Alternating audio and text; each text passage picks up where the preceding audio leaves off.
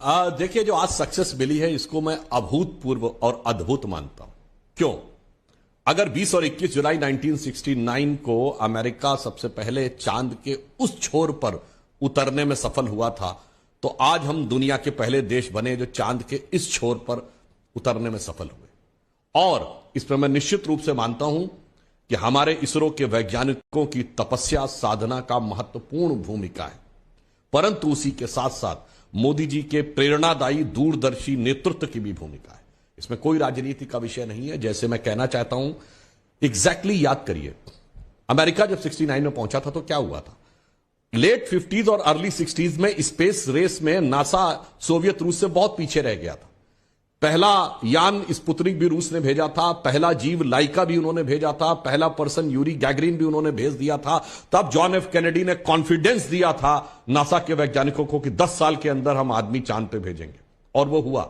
उसी प्रकार 4 वर्ष पूर्व जिस समय हमारा वो मिशन थोड़ी सी दूरी से चूक गया था, तो वैज्ञानिकों में जो एक हताशा का भाव आया, प्रधानमंत्री जी ने उसके लिए संबल दिया, संसाधन दिया, कार्य करने की स्वतंत्रता दी, प्रेरणा दी, और आज यह स्थिति पहुंची।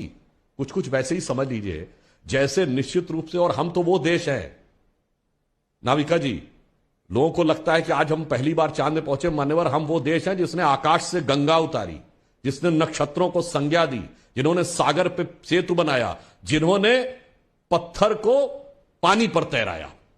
अब सोचिए, आकाश से गंगा का अवतरण तो हुआ था भागीरथ की तपस्या से, परंतु कोई शंकर बनकर उसे झंझावात तो सिर पर झेले।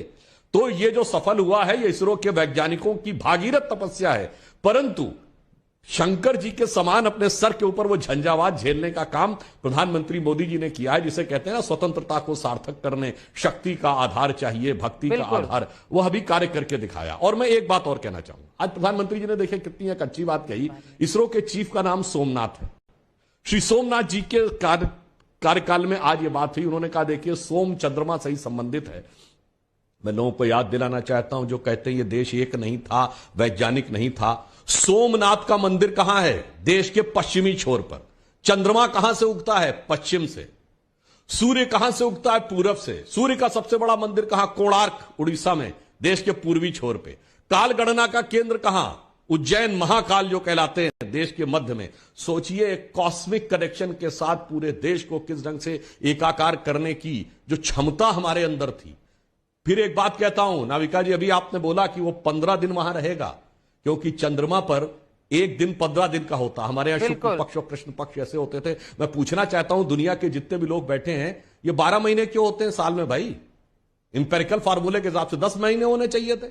अगर हम एक जेनेरिक डिवाइड करते तो 10 होने चाहिए ना। 12 की संख्या कहां से आई? 12 इसलिए है कि साल में 12 बार चंद्रमा एक चक्कर काटता है इस धरती का, और इस कारण से 12 भाग में विभाजित किया गया। और हमारे यहां देखिए मजे की बात, 27 नक्षत्र 4 चरणों में विभाजित किए गए, जो 108 आता है। और चंद्रमा से धरती की दूरी को यदि आप चंद्रमा के डायमीटर से डिवाइड करेंगे तो 108 आएगा। कुछ लोगों को 109 दिखाई पड़ेगा, वो एक अलग विषय है। परंतु मैं सिर्फ ये कहना चाहता हूं, ये क्षमता थी हमारी, इसलिए मोदी जी ने उस क्षमता को समझकर जो सपोर्ट दिया है, तो ज्ञान प्रतिभा तो हमारी पूरी थी। तो मैं एक पंक्ति में कहना चाहूंगा, बचपन में हम लोग गीत सुनते थे, नाविका जी आपने भी सुना होगा, देता न दशमलव भारत जो, तो चांद पे जाना मुश्किल था, धरती और चांद की दूरी का अंदाजा लगाना मुश्किल था। तब तो हम सिर्फ ये कहते